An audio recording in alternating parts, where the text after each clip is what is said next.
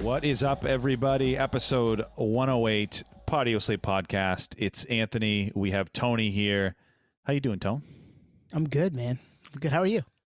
I'm doing good. And I was just thinking, that fucking asshole Nate, is he going to show up? Or is this a two-man show? I hope he jumps into the Zoom here. I'm still waiting to... Oh, is that... No, it's still not him. Don't see him. Hey, Shit, did he hear that? He must have heard it, yeah. He'll hear it on the playback. His ears were burning through the headset here. Or through the mic. So, Nate, you're back. I don't know where you were, but you're back. I'm back. I went through a time travel episode the last 2 weeks, really, kind of behind the nerd. But I'm back, yeah. Allow me to reintroduce myself. I'm back to chill with my homies, the nerds. And I was there in spirit, and you guys carried the torch, but I am back and I'm ready to geek out. So set the record straight. Did you listen to the episode you were not part of? Oh, yeah. Oh, for sure. I loved it, too.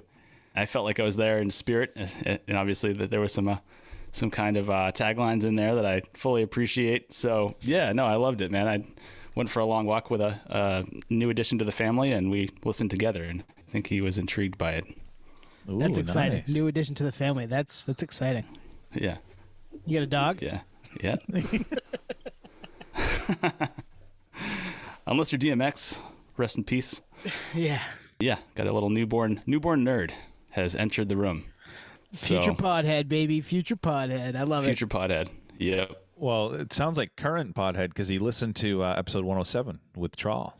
He did. Yeah, I'm excited. I'm excited that we've got you back, Nate. Obviously, it was very odd to not have you, to do an episode without Nate here when we've done 106 of them with him. And we had banked some stuff. Like, we haven't, this is the first time we've been together in a month, right? Yeah, it's funny. Like we kind of hinted at that last week, but if it doesn't feel like that long. I mean, maybe because we're constantly putting the episodes out and we recorded last week, but yeah, the full band. This is like a reunion tour. Are we staying together, or is this like a one-time reunion? I'm down to stay together. Stay together for the kids. Nerd jinx. You owe me a sincere. I mean, I'm not going to lie. If we're going to totally put it on a geek parallel, I had to, drop off the tour and take care of some family issues, and I'm back. But it was no negative connotation there. It's all positive. And now I'm back to do some gigs, Mm-hmm. And we didn't even get backing or touring musicians. Like, we had kind of it was like a co-headline thing. Like, we had us and Trawl. It was great. We had legit musicians, not even we had touring ones. Not even random session guys. We had legit musicians, Sean and Seth of Trawl last week. And that was a fun episode to record. Really happy to have those guys back. We've seen them a bunch. Obviously, we talked about being part of their new song, Kaiju King, and they've got some more stuff coming our way soon. So go check those guys out if you haven't, because they're a lot of fun, and they get the nerdery. That's the best part. Yeah, I mean, they thought of us because we're liner notes geeks, right? Absolutely. I mean, I can't wait to see that, to have that in my hands with our names on it. And yeah, if you guys want to know our names, that's the way to do it. Buy a Trawl CD. Actually listening in, that was probably like a golden moment for the listener, and me, kind of a de facto out-of-body experience listener on the episode, was, oh, my fucking homies. They're on a track. Like, that's nerd squared right there. Mm-hmm. Yep. Well, Sean said he might be cooking up something for you. Now, I'm curious what that looks like. I have no idea. Is it going to be he flies you out for another track, or what? What's going on? I mean, you've got a mic and a computer. You can just talk into it and send some stuff to him. I'm excited to find out what he has in store for you, because those guys are creative and they'll find something, and it'll be funny and awesome at the same time. Yeah, and I'll go on record and say that I'll oblige to it. It could be anything, but I don't want to turn that down. Nah, kind of like you guys. You're in. Right? I'm in. It's once in a lifetime, or for us, it's just another thing to add to the portfolio. But really, just this would have never happened if it wasn't for the podcast. So, yeah. Well, Trawl is now a house band. They're a house band for us, right? I mean, exactly. They've been into the house band status. When we do the house band induction, Chip, we haven't forgot about that. We're gonna do that. Trawl will be in there. Yeah, I'm excited. That'll be a fun episode. A couple episodes. We'll probably do it once a year, right? We might as well. Yeah, we got to work out the terms. All right, so we hinted last week at the beginning of the episode that we had recorded prior to the sad news this past weekend, that a week plus now, that Taylor Hawkins passed. And we obviously huge fans of the Foo Fighters. We've done a full episode on their entire discography. I don't know how many times we've mentioned the Foo Fighters or talked about them on the course of 108 episodes, but it's got to be at least bi-weekly. They come up a ton because we're fans. I mean, they're a band that intersects all three of our tastes. So super bummed, super sad. There's no easy way to talk about this. I mean, as fans, we're sad, but obviously just as people, it's a tough situation for anybody. The guy was 50 years old. He was too young.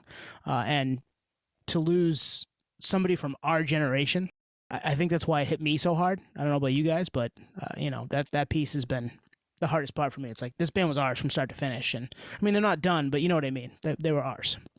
Yeah, totally. And I'm with you. It's tough. And there's some people that are in the camp of, why does this person mean anything to you? You don't know them. And then there's a camp that is like us, that, it's personal. There's a connection there. And I saw a tweet, and I can't remember who it was from. I'm going to paraphrase it, but it was basically like, as fans of music or art or anything like that, whether it's an actor or a musician, you turn to them, or you turn to the band, you turn to these musicians as a release, an escape. And when that escape becomes like a source of pain, then it's like, where do you go?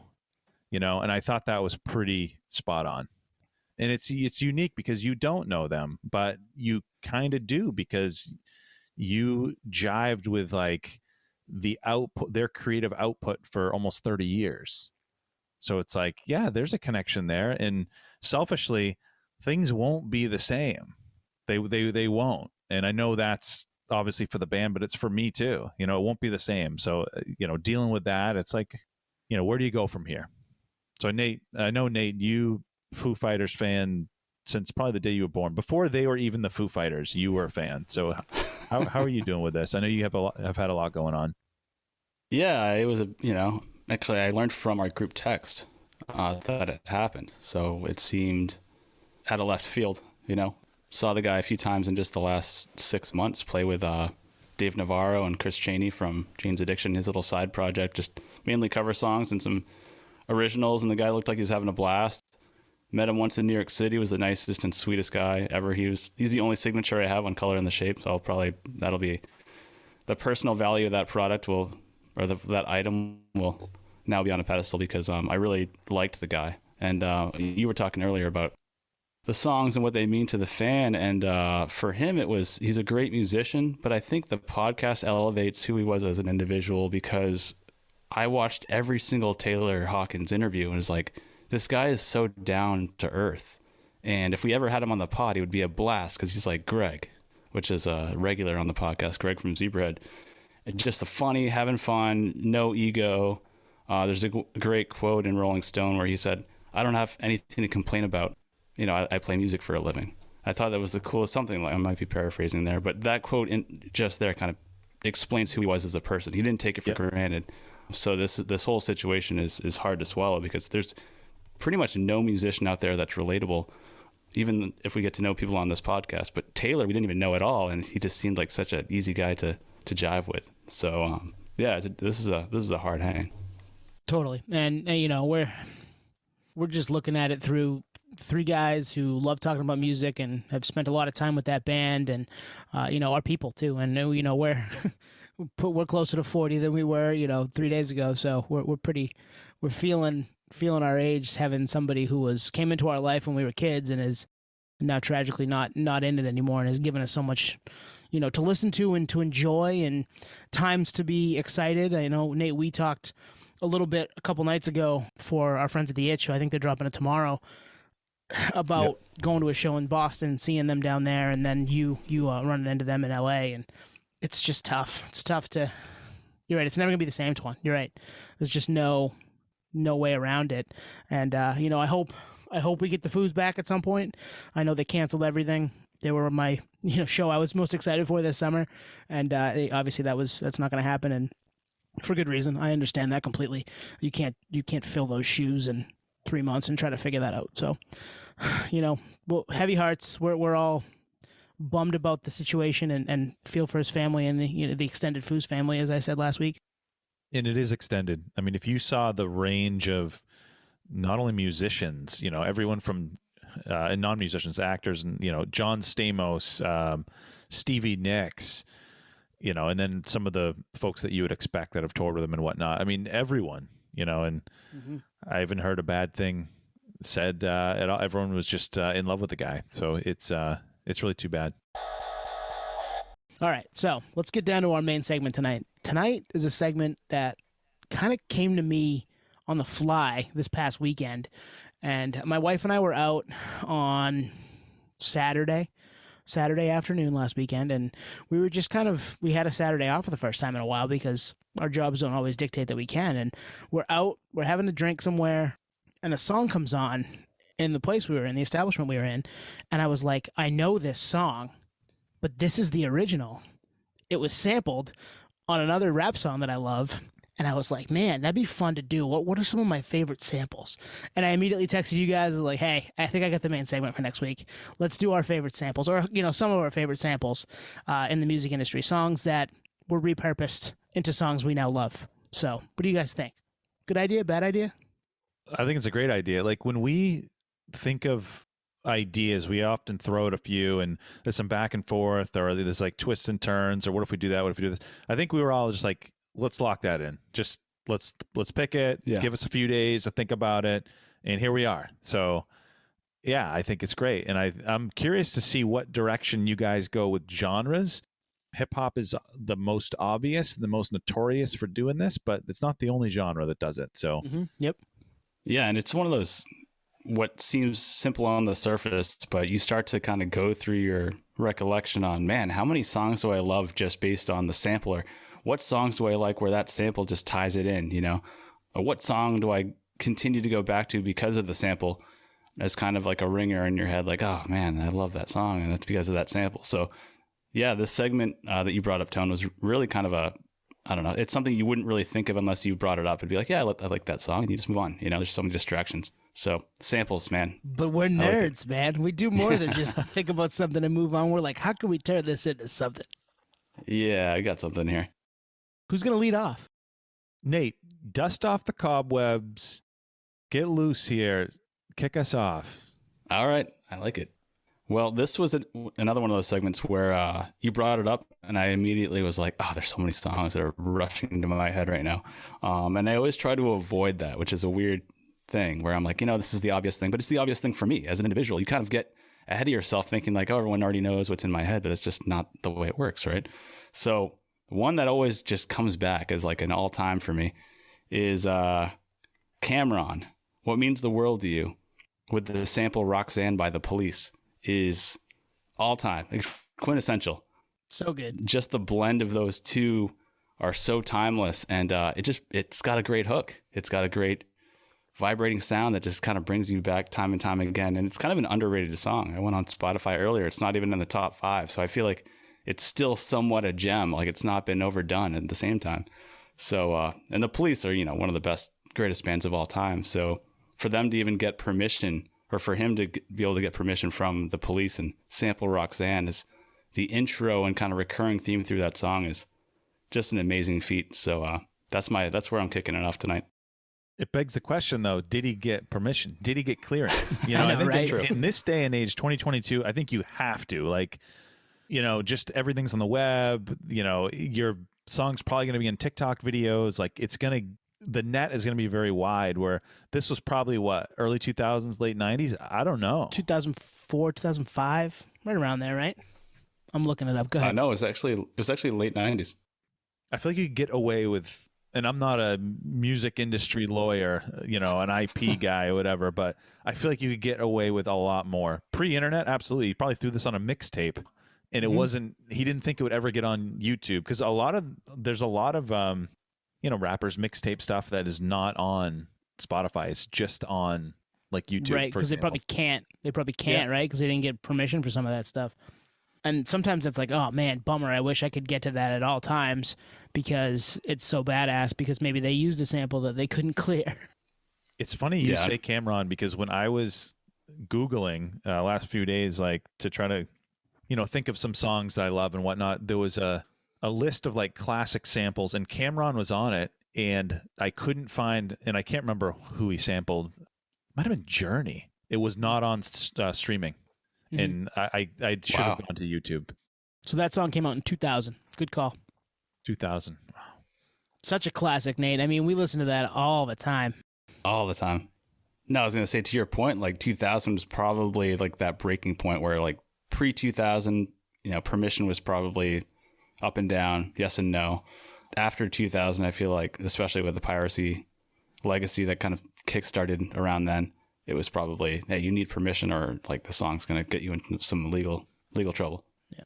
It's kind of wild that was the Wild West back then, right? And that's not even that long ago. Right. Well, it's like that, I forget the name of it. Lil Wayne has a mixtape where he just raps over everyone else's beats, and there's a line in one of the songs that's like, your beat's not safe or something, Yeah, but you can't make any money on it, Wayne. Right. Their pockets are safe because you're not cutting into it. Yeah, great call, Nate. That's a fun one. Now I mean, this is where part of me wishes that we had maybe we'll do it for this episode, the playlist back, because putting the songs next to each other, it's kind of fun, right? Yeah. But maybe we'll bring the playlist back. Totally. Just keep an eye on the socials. That might come out for the week. All right, I'm going to go next. You ready for this? Yes. All right. So I'm starting with a classic, and it's one that we all love. Saliva. No, it's not Saliva. Concrete Schoolyard by J5, Jurassic 5. Ooh, nice. I love piano and hip hop. This has got the classic piano beat throughout the entirety of it, and it's sampled. They sampled Ike Turner and the Kings of Rhythm. The song is called Getting Nasty, and it's an instrumental, mostly piano, kind of jazzy, goes off into its own directions that they didn't steal this from, but pretty badass song, and I listened to it a couple times to like get the feel for that one too. And that came out in 1969. Wow. And obviously the J5 song came out in 97. J5, the rest is history. Those guys are one of the best rap collectives of the 90s and early 2000s. Love that band.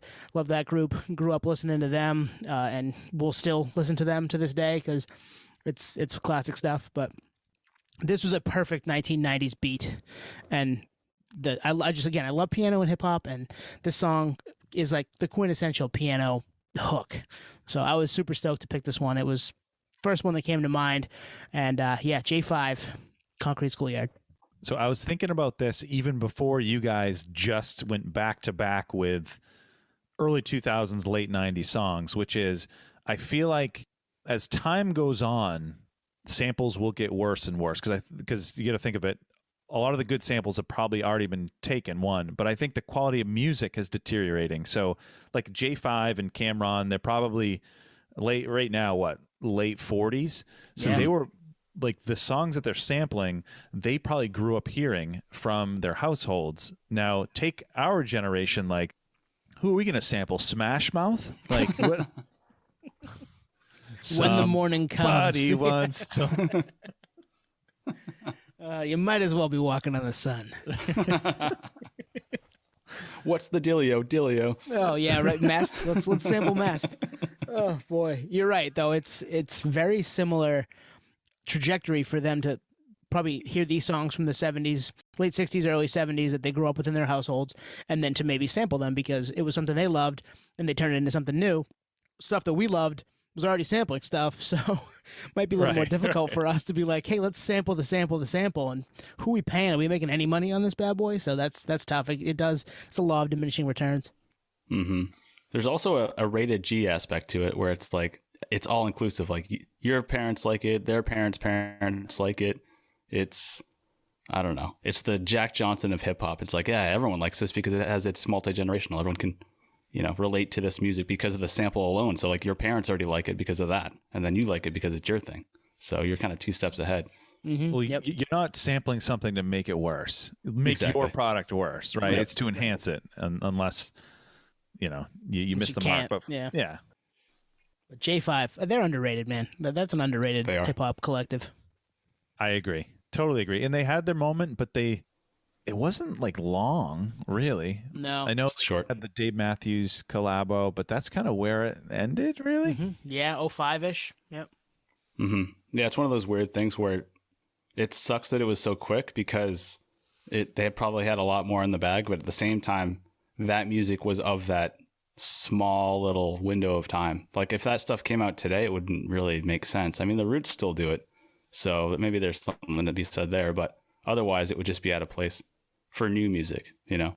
All right, I'm going to keep this same time frame rolling. This is no accident that I'm picking a song from 1999. The next episode, Dr. Dre, he samples David McCallum's song "The Edge," which is from 1967. So maybe my theory, we're onto something. Dre grew up with this, but I'm trying to think of when I realized this was sampled, because to me, it sounds like Dre, and it's just an instrumental song from what I listened to. I don't think there's any vocals on the original, but it kind of got me thinking, like, when I found out this was a sample, did I feel like it took away from Dre's artistry because it wasn't an original product of his? Or did I come at it from the lens of like, all right, well, he's super fucking creative because he dug way into this bag of probably this unknown dude, David, and made it this massive thing. And I think I'm in the latter camp where, yeah, all these sounds aren't probably original to all these beat makers. Obviously, samples are so prevalent. But I think the end product is so good that, yeah, you got to be a genius to kind of pull from that bag. That's where I landed with it. But it's an all-time beat. 100%. And I think I agree with you on the latter because it's Dr. Dre's genius, not just going for some easily insertable bona fide bangers that were already hits in their own right. Instead, he's going through the library and going through the dark, dusty books and finding a beat and a rhyme or a snippet to add to the song that's in anyone else's eyes irrelevant, but to him a perfect match. And to your point, it is a perfect match, and he's one of the few people that can actually do that. There are two people that do that really, really well in our lifetime, I think. Dre and Kanye. Yeah. Because it's stuff from those two guys that maybe we didn't know anything about. Like, I go back to our second mailbag. We talked about Eminem's My Name Is being Lavi Siffre, right? That I didn't know that before, and then I went and listened to that song, and I was like, this song's amazing, but like, I would never have known this without Eminem or Dre, because Dre probably made the beat. Yeah. So yeah.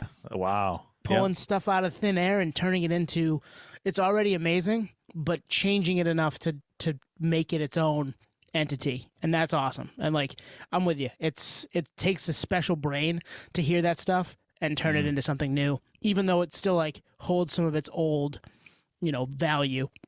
Well, as far as we know, Dre is the first one to sample this. I mean, fact check me on that, but it took 30 plus years for it to happen. I mean, it's pretty amazing. Like he was the one that, I don't know, who knows if he remembers it from growing up or it was suggested to him, but it's a wild opening. Like, I can't listen to the original and not think like this screams a hip hop beat. Totally. Yeah. But he had to do it. And that's the thing about Dre. Don't forget about Dre, man. Like yeah, I don't tell him to do it here. Cool. All right. That's round one. We on to round two? Nice, man. Good choice. This is actually the polar opposite of that. And I think it's that's a good thing. I was going to say. It's a good thing. Yeah, it's a good thing. We don't always come up with the same stuff. Like we don't hang out by the same campfire every single night. Right. So this is a little bit different. And I'm trying to think of like why I chose these. And this one I think is because of time and place, which we bring up quite often on here, which is my formative years of music were different genres. That's why we talk about different genres. But this one was the ultimate kind of mashup. And it's Beastie Boys' She's Crafty, sampling The Ocean by Led Zeppelin circa 1973. So... Wow. You got to think, I'm trying to think how old I was when I first heard this, maybe 9 or 10. And just hearing some tidbits of Led Zeppelin and Beastie Boys through my brother. So I was like, oh, okay. So I'm hearing two things that I already listened to separately.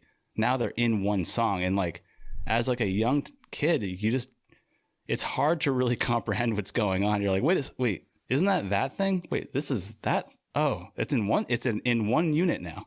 So you're too old to really fully understand what's going on, but it's cool because there's some common ground there where you're like, oh, I already know this song. I know this song, but there's some added layers there with the Beastie Boys. And we used to go to New York City a lot as a family. So Beastie Boys are kind of always, I want to pretend had some relatability for me as a kid because I could relate to what they were talking about, at least on the scenic aspect. So yeah, this one I had to throw in just because it was one of those top three that kind of went to my head right away. I'm like, I got to say it. She's Crafty. Amazing kind of mashup. I didn't know that was Zeppelin. Now, you know, the best part about this, as we always say, is getting to put this into perspective, listen to something with new ears, look up something, go down a rabbit hole, find something new. And that's what I'll do when we're done. I'll listen to that and be like, oh man, yeah, there it is. Holy shit. Good call, Nate. In this, you know, we always say like the why and the how. Those are the questions that we want to know. Like who thought of this? Was it Ruben? Because this was what, Licensed to Ill? Yep. I think he produced that. Was it his idea? Was it one of the guys in the band? You know, how did this, you know, did they toy around with other songs, other beats? You know, how did they land on this? And I'd actually have to listen to this. I don't remember the song. I'm sure if I heard it, I would remember it. But yeah, I'd love to know, you know. I'm speculating, Ruben. Yeah. Coming from that rock world, being a DJ, like he was like the fourth member of the Beastie Boys essentially around this time, and yeah, that's my guess. It was a Ruben. I mean, they probably all loved the Beasties coming up when they did, but the Beasties, they all loved Zeppelin coming up when they did, and I bet he was just like, let's incorporate it. I bet we can find a way to, you know, pay royalties and get this done. Yeah, that's a great assessment. I think we're all on the same board that, you know, if we were betting gentlemen, we would all throw our chips on that side, and it makes sense because he knows as a producer that's gonna make listeners, right? That's gonna turn ROI. That's gonna move units. Oh, there it is. ROI, move units. ROI. Nate's back, baby. lot of trade spend, baby. But he also knows the dynamics of how does that work. You know, we're gonna have to allocate these credits to Led Zeppelin. I'm trying to think who they were on. Atlantic Records, right? So I think it was, the divvy is very much already on the plate, but he knows it's going to pay forward for him and the song and the band. So genius, but also just very much driven on the music kind of blueprint of things. Mm-hmm. Yep. Nerd fact: Slayer's Kerry King did the guitar solo on "No Sleep Till Brooklyn." Oh, I didn't know that. Man, more stuff. The tone. Man, damn. Now I know it. I'm gonna drink to that tonight. Should have saved that one for round 2, boys. You learned that in real. I learned that in real time. Drink. I did too, just now. Yeah, in real time. Drink. Nate, you drank. Drank twice, 2 times. That will be an episode. We'll do, or just like we'll have it be a one-off. It'll be like the Power Hour or something, and you gotta bring a 6-pack and prepare to have fun. We can't set them up though. Right. Yeah. It has to just be organic. You know, it's got to just flow naturally. We can't be like in real time over and over again and make them drink. That's not fair. I'm thinking Edward 40 ounces to freedom hands. Ooh, all right. I like that. There's something here. We'll go back to the lab, everybody, and we'll sample some stuff, and we'll come back and give you a succinct episode around that.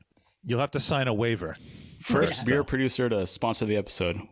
It'll be your beer. Yes. Ooh, yeah. I feel some mutually beneficial JV going on here. I like this. I like JVs. All right, I'm up, right? Yep. I'm sticking with the 90s. I'm sticking with hip hop. Oh, 90s I'm OG. sticking with a group that we don't talk about. I don't know if we've talked about ever, but I'm a fan. You guys familiar with The Far Side? Ooh, yes. Oh, absolutely. Love The Far Side, right? With a P. Yeah, exactly. So not anymore though. They dropped the. That's true. I saw that. The Far Side. I think it's just like some of the subset of the guys are doing like a side thing. Oh, I didn't know that. As we learn every night, something new. Twan, I saw that on a tour announcement, so that's the only reason I know that. That's why I saw it. Yeah. Oh, okay. Yep. Saw the same one. Stump the Tone 2.0. So the song "Runnin'," which came out in 1995, and the sample is the song I think it's a jazz song by Stan Getz and Louise Bonfa. And I'm going to butcher the name of this. It's Suadade Vem Correndo, I think is what it's called. Listen to both. The jazz song is cool. Who comes up with listening to that and says, let's turn this into a hip hop beat? I love that shit. I wish I could do that. My brain is always in pretzels when I hear, the song that I love and then go back and listen to where it came from. I'm like, man, I just don't know how somebody turned this into that. And I love that they did because it just makes me happy. But yeah, pretty cool. That song came out in 1963. So we're talking 30 years plus. And then we turn it into a Far Side rap song, which is, just an all-time 90s hip-hop song. I didn't know that was sampled. Had no idea. Far Side's so underrated. So underrated. They were, I'm trying to think of, in terms of rap groups, they're up there. I mean, and we're not going to have that debate in this episode, but I think they're underrated. I'll say that. Yeah, 100%. I mean, so they used to roll through a little tidbit here. Side note, tangent. Ooh, tangent. We haven't had a tangent in a while. Tangents are tangent back. here. Tangents are back. So Far Side used to roll through San Diego every year and play this venue called the Observatory, and the tickets were only $8. Like it was like clockwork. They'd come through every fucking year. I'm like, the Far Side for $8? It was basically a free show. Like $8 is a beer over here, at least. Yeah, or less than a beer in some places. Yeah. So in terms of underrated, I was like, this is unbelievable. This is like a local band cover price. This makes no sense. So I'm an idiot. Show regret. Never went to one of those gigs, and now obviously that's changed. Now it's the Far Side with an F. So clearly there was a breakup and split of royalties in terms of touring revenue. So, but I agree with you. I had to throw that tangent in because it's like they're underrated to the point where they're touring and they don't even make the 35 ticket face value price. So there's something going on there. I think they're just not recognized for their greatness. But to your point, also, I didn't know that this was sampled. Is there a sample thing going on with their song "Drop" and then Beastie Boys known to let the beat drop? Is there a connection there? There might be. Yeah. Yep. Full disclosure, I use the website Who Sampled for a lot of this just to look stuff up. And if you want to go into a nerd rabbit hole, that is the place to go. Pick one of your favorite rap songs, write it in, and you're just going to click into another song and listen to that and click into another song and listen to that. It doesn't end. It's the nerd rabbit hole of the century for me. I'm excited to play with this website even more. Thank you to our sponsor, Who Sampled. I'm going to ask him. I'm going to hit him up. Well, that right there just made me think. Does the original artist like when this happens? That's a great question. I think yes, especially for a lot of these, some dude in 1967, he wrote a song, probably didn't get a lot of love, had a cool beat, and then it got resurrected 30 years later. I got to believe either him or his estate is clapping their hands. Well, and then they're making a little extra money too, right? So, because maybe they didn't make a ton of money, but now, especially in 2022, if anybody goes and listens to any of these songs because they heard us talk about them, cool. They're making more money because of that. So it makes sense. Well, that was my next point. If it's properly associated, then yes. If not, then it could actually burn said artist because someone else's art is being put on a new canvas and said to be their own, or at least as closely associated with a hit. Whereas the original artist circa 1971 is like, dude, I wrote that shit. Right. But no one cared. So ahead of their time. That happens. That happens sometimes. Yeah. My next one here. So I have a couple options. I have a hip hop one from the late 90s, and then I have one where I kind of took a non-traditional approach to the spirit of this episode, and I'm going to go with that one. So if you guys remember in our episode with Vinny Caruana from the movie Life, we talked about samples, but it was movie samples, and there was a band I brought up that was notorious for this in the early 2000s, and the band is Bleeding Through. OC metalcore band. They graduated from that scene to go on to Ozfest. They made a splash. Well, in the opening track from their 2003 album, they sampled the Boondock Saints. And are you guys familiar with Boondock Saints? Oh yeah. Oh yeah. So the scene when Willem Dafoe is in the street and he's like, this place was a fucking bomb. For a few seconds, this place was Armageddon. There was a firefight. And then the guns blaze. Well, Bleeding Through opens the album with that, with like the haunting music in the background. And instead of gunshots, drums kick in. And it's like, that is the most amazing thing I've ever heard in my life. And I didn't know that was from Boondock Saints till years later. I thought it was like, I figured it was from somewhere, but knowing that backdrop and how badass the movie is, that scene is, it elevates the whole experience. So yes, we do need to do the playlist thing, because if you hear this and instead of the guns, it's the drums, you're like, it's fucking amazing. If you haven't already heard it.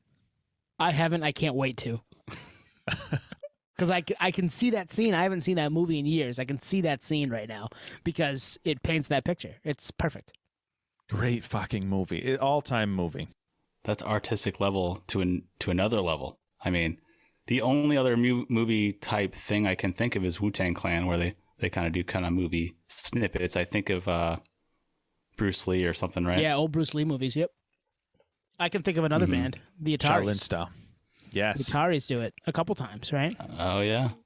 They're heavy into. It's the Door Test. Yep. What movie is that? Carlito's Way or something? Yeah, it's one. Yes, yeah, something that. Yeah. She leans over and unlocks your door. Then she's worth it. But if not, run. Right. It's so good. Oh, I want to listen to that. I know. Yeah.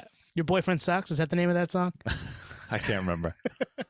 That's off Clear Skies. Whatever. That's that album, right? The Exits. Yeah. Yeah. Whatever. Sorry, Chris Rowe. Nerd overlord. This is nerd overload for anyone that's listening. Yeah.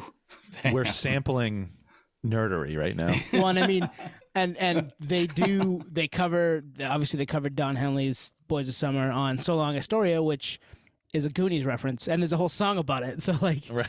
they lean into the movie stuff too. So that's cool. I love the Bleeding Through. I love the using Boondock Saints, because that movie's awesome. And we just, we're a couple weeks past St. Patty's Day, and that's obviously, it's kind of every year it gets brought up, and it's a badass movie. Go check that out too.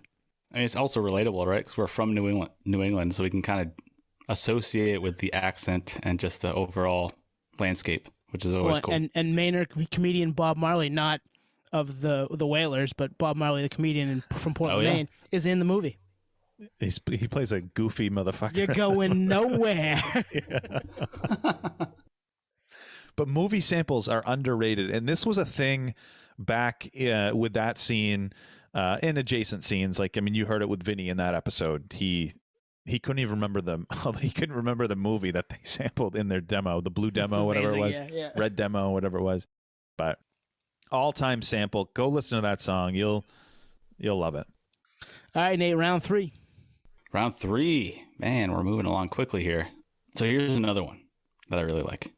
This is like a Patio Slave, not house band, but house hip hop artist again, I guess you'd say.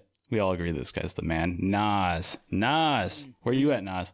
This song, Where Are They Now, has always been an all-time for me, and I want to say, honestly, it's because of the James Brown sample in this song. Released in 2006. Is dope. It's on Hip Hop Is Dead, which was, I was actually living in New York City when this album dropped, so I was hanging out with my boy Mike D, not of the Beastie Boys, but a different Mike D that actually we grew up with over here in Maine, and he had this LP on vinyl because he had a friend that worked for the record label that got free LPs, and she gave it to him, and we'd spin this and just chill in his living room in the Bronx and just spin this nonstop. And I always thought, damn, this track out of this whole record is a standout, and I know it's because of the James Brown sample. So when you brought this up, Tone, I was like, this one came to mind because of it. It kind of has like a cool historic time capsule for me for the time that I lived in the city, but also because James Brown is all time. He's classic. He makes any song better. And for hip hop artists, going to that website you mentioned earlier that's sponsoring this episode. Unofficially. Not really, but James Brown is all over the map there. He's sampled everywhere. Yep. Like he's probably gotten hopefully royalties before he passed away left and right, because he was just, I was surprised how many times I saw that name pop up. But he's on this one, and he's also on Get Down, which was Nas's track 2002, which I almost said instead of this one, but the fact that it's basically the same song I can kind of two-prong this one. So I did a little research on that one to double check on dates, but Nas is clearly a fan of James Brown, and I am too. It just brings it full circle. Like James Brown, best showman in the business, Nas, best rapper of all time, timeless. So yeah, that's my next pick, or last pick. You know what makes me think of? So this came out in 2006.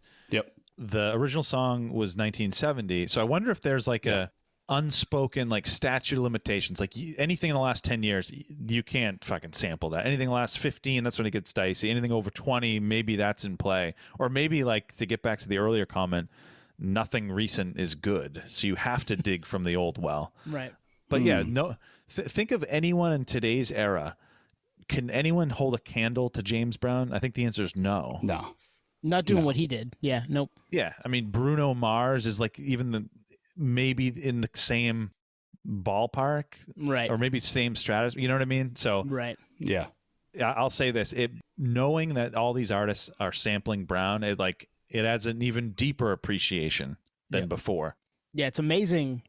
There are those tentpole artists like James Brown that get sampled throughout hip hop or throughout anything, just pulling stuff from his catalog and making it, flipping it over, dusting it off and making it their own, but also paying homage to what it was. And Nate, this Nas record is fucking awesome. And I forgot how good it was. It's been so long since I've listened to it, but I wore this out. Also living with Mike D maybe 2 years later. So the same Mike D that's not in the Beastie Boys, but is a friend of ours. And yeah, he turned me onto it, and me, him, and our buddy Chris, we just wore this bad boy out that summer before Mike moved. And I'm going to spin this one tomorrow for sure, because it's a fucking badass record. It is a badass record. It's the last Nas of that phase, because after Hip Hop Is Dead, it kind of turned into a different Nas. I think part of it was the divorce.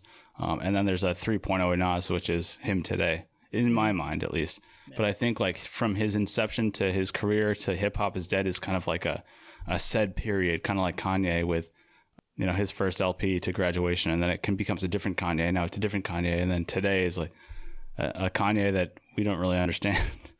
No, but he still makes good music. Like that's the thing with Nas too. Yeah. Like he had his early 90s hip hop, New York roots.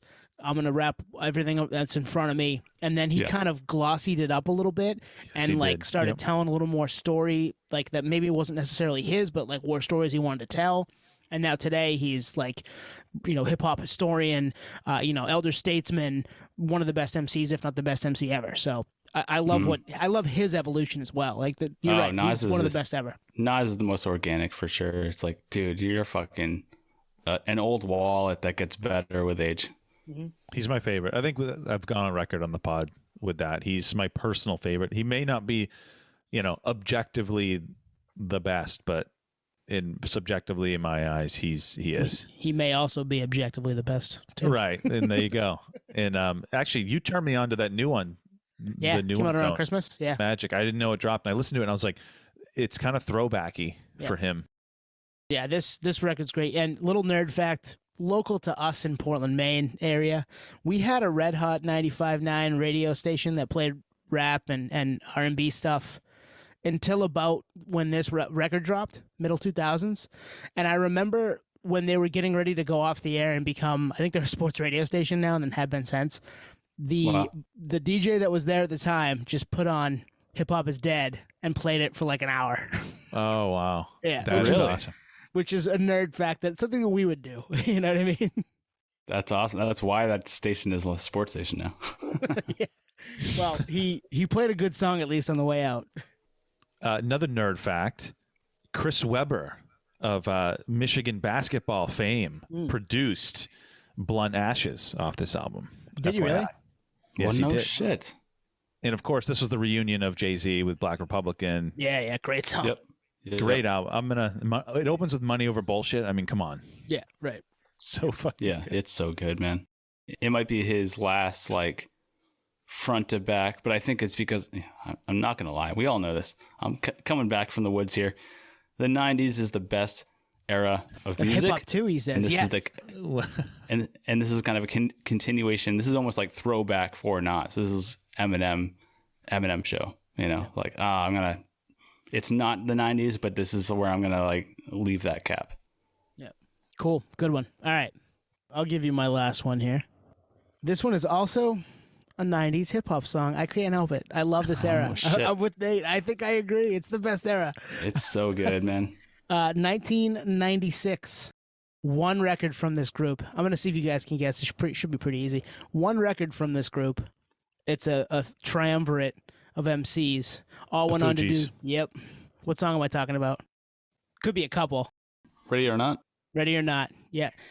Did you know that sampled an Anya song from 1987? Only 9 years it's earlier. So that throws a little wrench in the last 10 years is nothing. Right. To sample. Wow. But at the same time, Anya is like, completely different world than anything that the Fugees or hip hop was doing, mainstream hip hop was doing. So yeah, the song was called Boadicea, and it's off of Anya's 1987 record BBC, I believe. So yeah, pretty. It's like pitched down. It's the same beat, but pitched down and slowed down for them to kind of rap over, which is an all-time Fuji song, right? Ready or Not it's probably like a top 20 hip hop song, period. Like, it's just so good. You know, it just made me think of, if you're a musician and a producer, you must approach your day-to-day in a similar fashion where a comedian approaches like any situation. I can make a joke out of that, where like these musicians and producers, it's like they'll hear a song with that intention of like, shit, what could I do with that? Where me, who appreciates music, I'm like, is this song good or bad? And their lens is, or their ears are like, how can I fuck with that? Mm-hmm. Yep. Mm-hmm. And like Kanye is, that's him. It. Exactly. You read my mind. I was just going to say, you put that stem player out for people like him who like to play around with music to fuck around with the songs he's put out. It's like, here, turn the bass up. Here, turn that down. Play around with it. Have fun. Make it your own. I'm probably stealing all your info and turning it into mine anyway, but hey, good for you. And you spent $200 on it, and sometimes it doesn't work, but whatever, happy to do it. And yeah, he wants more people to do what he does, and I'm sure that's how he hears music. What can I do to that to change it and make it better? I wish my brain worked that way. I'm glad some people's do, so they can give me stuff to be happy about. Right. Thank you, musicians and producers. Yes. There's literally truth to everything you just said, which is, yeah, they're stealing your information, but they're also giving you the opportunity to do your thing and bring another perspective to that said song. So it's almost like a think tank, right? Everyone's kind of got their input. So that's a platform to do such thing. And for them, at least, calculate that data and be like, oh, this is actually the best variation of that song. So let's publish this one. Mm-hmm. Yep. So I didn't know this was a sample that they sampled anyone, and I Shouts don't know to my wife. Shouts to Jess. She was like, Nice. Anya was sampled a couple times, and I was like, let's find out. And I'm like, oh wow, Ready or Not, like perfect. We use it this one. The wives are nerds. They are. And the music fits that song perfect. So Perfect. but I can't pinpoint the song, so I'm gonna we need the playlist. I'll make the playlist. The playlist is back. End with Bleeding Through, so like people actually listen to it. Like listen to the rest of the songs. Gotcha. End with Bleeding. Oh yeah, no, that added layer of nerdery is very much necessary. You gotta have Led Zeppelin next to Nas for sure. Or sorry, not Nas, Beastie Boys. So well, and Nas too. I mean, they're all gonna be on there. So yeah. Yep. yeah, exactly. Fugees, man, one record. Come on, guys. So good. So dude, so good. And I remember when the tour was announced, which has since been canceled, which is not uncommon for the Not Fugees camp surprising. because they already they hate each other. So when that tour went on sale, I was like, great, they're coming to the Forum in LA. This is amazing.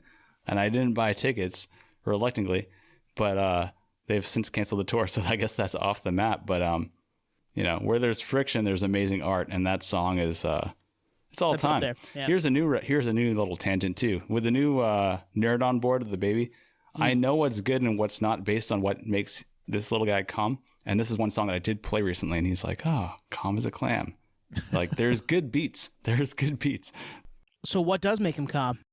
Good music. We've taught this guy very young. I love it. I love it. But the non-bias aspect is the fact that he's resonating with music that is quintessential. So the track you just mentioned by the Fugees, he's like, oh, I like this. Nice. But I haven't found anything, to be transparent here. I haven't played anything where he's like, "This is bullshit music." So maybe I'll play some Nickelback, see what happens. Listening to Nickelback. Just acting like we're animals. Yeah, dude, play that one. Look at this graph. Oh man, I can't wait to add that GIF to the YouTube video. Oh man. If you know, you know. If you don't know, keep it that way. Yeah. Exactly. All right, Twan, what we got? All right, I'm going to tease this one, and by teasing it, I'm going to dial back to Stump the Tone episode. Busta Rhymes, what was the name of his 1998 album? Extinction Level Event? Yes, it was. Do you guys know where I'm going with this? It's the last, it's a second to last track, but it's the last song. It has a feature and a sample. I don't know. This Means War. Ooh, yeah. With Ozzy. He features Ozzy, and then they sample Sabbath's Iron Man. That's awesome. And it goes hard. Like this, so this came out in 98, so I was, depending when it came out, 13 or whatever. I remember I had the CD, hearing this, and I just thought it was the hardest shit I've ever heard. It's got this like killer riff, Busta's in his bag, Ozzy. And at that point, this was like pre the Osbourne, so Ozzy didn't mean a lot necessarily to me at that age, I don't think, but it was badass. Like you knew about him from your parents, right. Their generation. Yeah. Listen to WBLM, our classic rock station. Black Sabbath, Ozzy, Iron Man, football locker room. Yeah, I remember all that. But it's one of those unlikely pairings. Like you kicked us off, Nate, with Cameron and the Police, right? Yeah, so this is another one, like how and why? Whose idea was this? Did they know each other? Was this a label thing? Is he a fan of Sabbath? Busta Bust? That's a good point. Whether it's to move units or not, it kind of doesn't matter. As a listener, if it's a good match, fuck it, whatever. If it's universally satisfying to both parties, then great. The Aussie camp maybe in the 70s wouldn't agree, but today in 2022, like if it resonates and those plays are still there, like it was meant to be. And even the time that you discovered it, Twan, that's how I felt about Beastie Boys. It's like, maybe this was Rick Rubin's idea to move units, but it just happens to work. So there's some genius there. So I don't know. It's like a breakfast sandwich. Like, hey, who would have known? But it actually works out. So you're gonna have to bail me out, Tone. Or Nate, you should probably bail me out. Was there a Busta Rhymes story that you had? Yes. Wasn't there? Or am I making shit up? Yeah. So it's said that steroids have an adverse effect of irritability. And I ran into this guy, literally bumped into his shoulder in crossing in downtown New York City, like off of Chambers Avenue, which is near the old World Trade Center site. Bumped into this guy, like walking I walk really fast and wearing my headphones. And I had to turn around. This guy's just staring me down like he wanted to beat the shit out of me. And it was Busta Rhymes. I love how I turned to Tone to confirm an actual story that Nate experienced. I remember it though. We were all there because I've told it many, many times. Yeah. No, I remember things. I don't know if you guys know that about me, but yeah, you've said that on the pod. It was early episode, and in my head I was like, I feel like he bumped into him, but then I was like, I think I'm making that up. So I don't know. Oh, the difference between me and Tone is Tone actually knows the date and timestamp. I just know that it happened.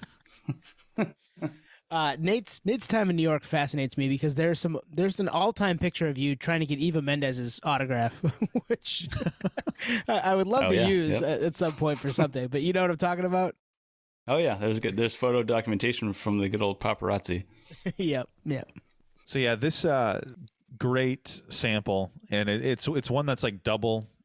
It doubles down because it actually features the artist as well. Mm-hmm. Yeah, that's pretty cool. But playlist that shit, you'll love it. If you haven't heard it, I mean, I feel like this is relatively common, but I'm not going to assume anything because we're kind of geeks and this is what we do. So I know, right? Like early on, I was like, why doesn't anybody know all this stuff? Now I'm like, no, it's because we're weird. we're we're just three dudes who love this shit and want to do it every week and talk about it and, text about it and find other people that like it. Yep. If you're a weirdo, this is the weirdo support group. Show up every week. We're here. Free coffee. Free coffee, free nerdery. Come on by. And don't get mad if other nerds show up, like in Fight Club, like it's territorial. Yeah. We welcome everyone. Yep. We're all shapes and sizes here.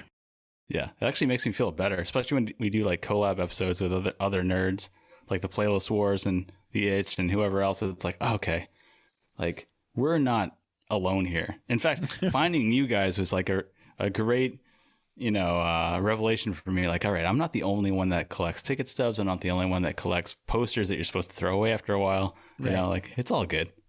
And there's even more of them out there with the advent of podcasting and Twitter. We found all of them. So I know it like filters everyone out. It's like, all right, here you are. But yeah, you're right, Nate. Those the Itch guys, the Playlist Wars guys, and there's a few others too that we're friendly with on the Twitter and on the Instagram. We're happy to nerd out with them too, and nerd out with you at home who's listening to us tonight, or today, or whenever you're doing it on your commute to work, whatever, on your run. We really appreciate you doing that. I think if you want more of this, we'll just keep doing it, right? Like we're down for more, guys, right? Oh, I'm down for more. And I'm down for hearing about your favorites. And these weren't necessarily my favorite. These are ones that I love. We could do another episode like this. So, yeah, if you have samples, songs that have sampled other songs, hit us up. Let us know. Yeah, let a nerd know. We want to know. But also, we need some background music. We need some background nerdery. And it's just nice to geek out. And this is where geeks come together. So, yeah, like Twan said, shoot us some samples. Yeah, holler at a nerd. We're down.